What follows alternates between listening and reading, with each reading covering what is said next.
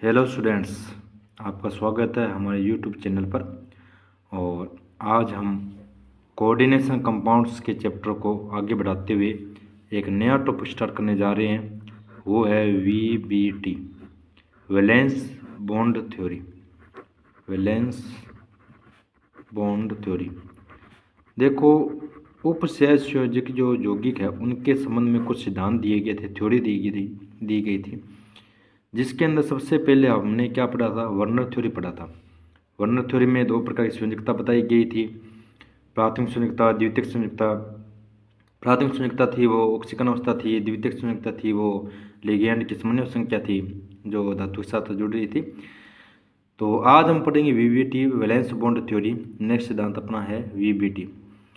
यह सिद्धांत किसके द्वारा दिया गया था? यह सिद्धांत पोलिंग के द्वारा दिया गया था। किसके द्वारा गया था? पोलिंग के द्वारा गया था। और पोलिंग ने दो चीज़ें मुख्यतः बताई थी। एक तो कॉम्प्लेक्स है, जो कंपाउंड है संकुल योगी, उनकी ज्यामिति के बारे में बताया, और एक इनके चुंबकीय गुणों के बारे में विस्तार से बताया था।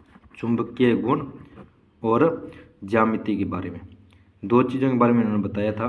और ये इसकी इंपॉर्टेंस आपसे पूछा जाए वीबीटी की इंपॉर्टेंस क्या है, तो उन्होंने क्या बताई? ज्यामिति बताई और चुंबकीय गुण बताई। तो अब हम इसकी कुछ जो अवधारणाएं दी गई हम वो पढ़ेंगे एक एक करके। तो पहली अवधारणा ये दी गई है भी, जो केंद्रीय धातु होती है ना, वो अपनी ऑक्सीकरण संख्या के बराबर संख्या के अंदर इलेक्ट्रॉन त्याग कर धातु आयन का निर्माण करती है। समझ में आया? भी जो मेटल होती है ना, जो धातु होती है, वो जितनी उसकी ऑक्सीकरण अवस्था है, मान लो +2 है, तो वो उतने इलेक्ट्रॉन त्याग कर धातु आयन का निर्माण करेगी। किसका निर्माण करेगी? धातु आयन का।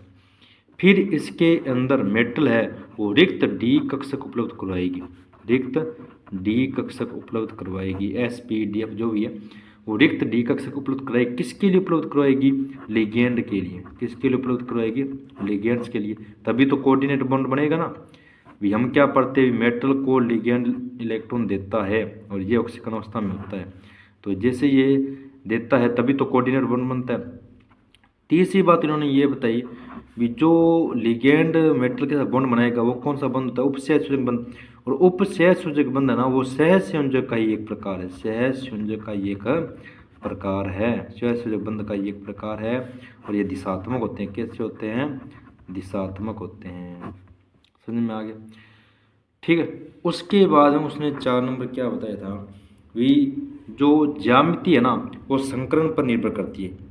ज्यामिति किस पर निर्भर करती है? संकरण के प्रकार पर निर्भर करती है। संकरण के प्रकार पर निर्भर करती है। जैसे जब दो लिगेंड भाग ले तो कौन सा संकरण आएगा? SP। और ज्यामिति कैसे आएगी? रेखीय आएगी। समझ में आ रहा है?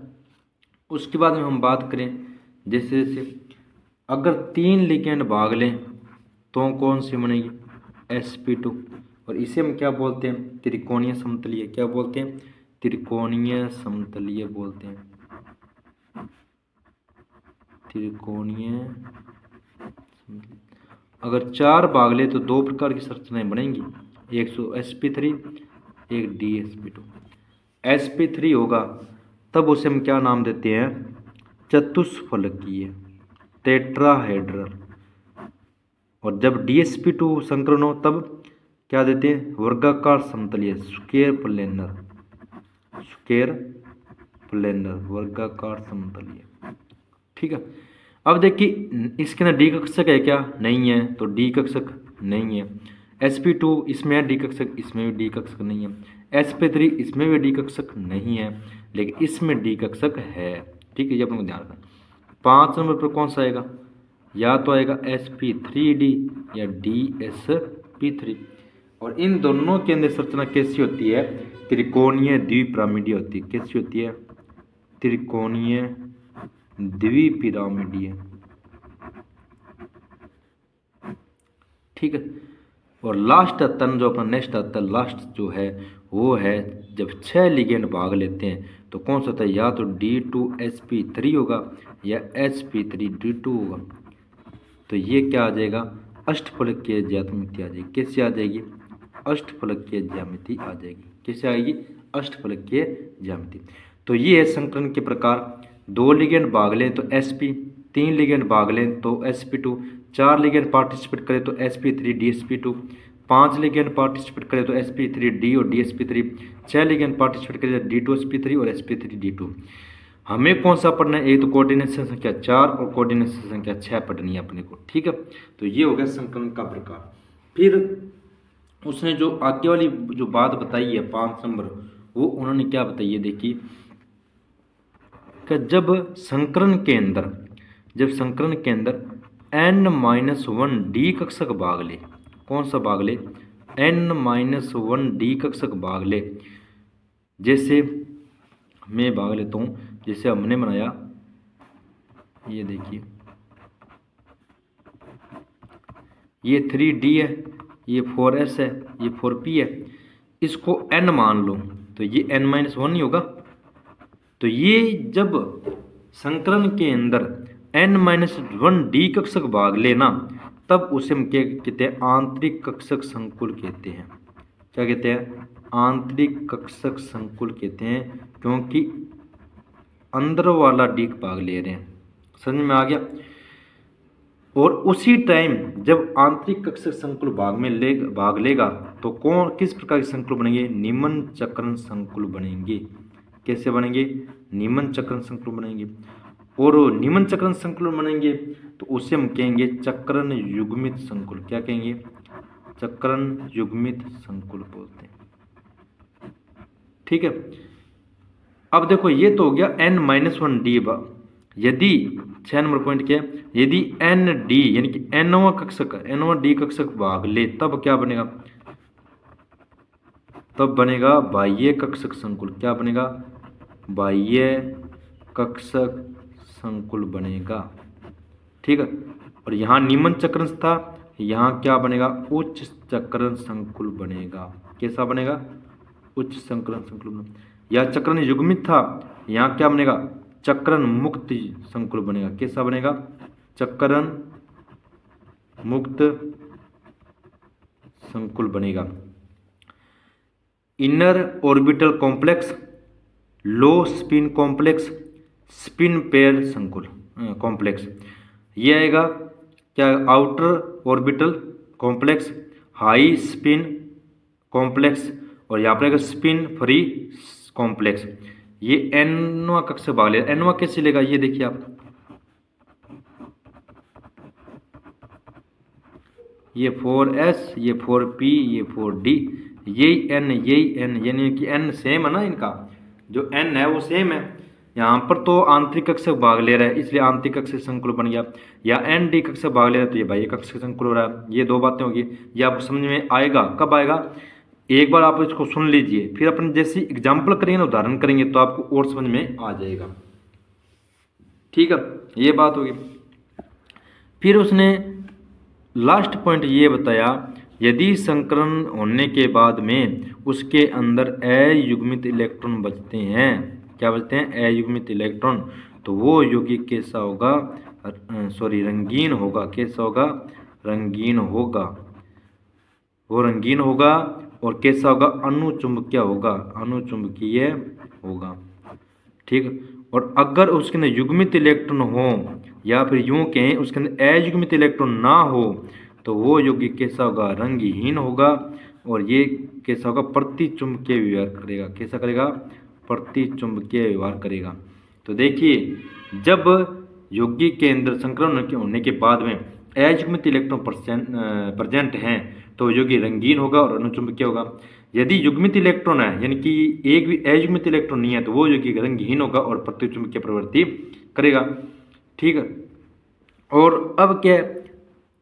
हम इसका चुंबकीय आघूर्ण निकालेंगे। जिसके पास अयुग्मित इलेक्ट्रॉन होते हैं ना, उसका कुछ ना कुछ चुंबकीय आघूर्ण होता है। तो चुंबकीय आघूर्ण निकालने का फॉर्मूला होता है म्यू बराबर N+2, और इसका मात्रक होता है बोहर मैग्नेट्रॉन। क्या होता है? Bohr magnetron. ये इसका फॉर्मूला में याद रखना है। N क्या है? यहाँ पर N है अयुग्मित इलेक्ट्रॉनों की संख्या। क्या है? N है जो कि क्या है?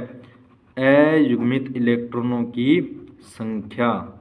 अब बताओ मेरे को, अनुचुंबकीय के अंदर तो अयुग्मित इलेक्ट्रॉन होंगे, तो इसका तो कुछ ना कुछ म्यू निकलेगा।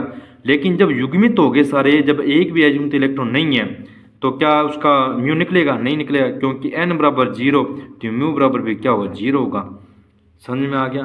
तो ये क्या हुआ, इन्होंने आपको बताए थे 2 पॉइंट बताए थे, मैंने आपको बताया था कौन कौन सा? ये पोलिंग ने ज्यामिति और चुंबकीय गुण के बारे में बताया था, ये मैंने आपको बता दिया। अब क्या है, इतने उसने सिद्धांत दे दिए, इतने उसने जो तथ्य थे वो उन्होंने इतने बता दिए। अब इसके अंदर क्या होगा भाई,